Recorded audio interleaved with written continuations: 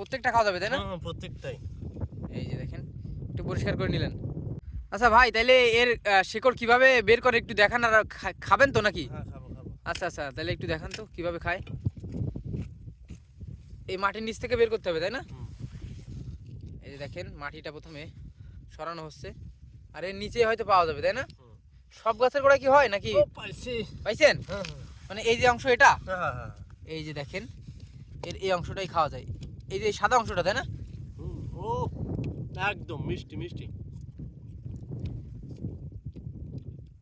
এটা ভালো লাগে। ক্ষুধা অনেকটাই মিটে যাবে। আচ্ছা আচ্ছা, তো ভিউয়ার্স দেখতে পেলেন এই যে হোগল গাছ বা হোগলা গাছ, এই হোগলা গাছের শিকড়, এই যে এই শিকড় কিন্তু এখানকার মানুষ খেয়ে থাকেন। আরও আছে নাকি?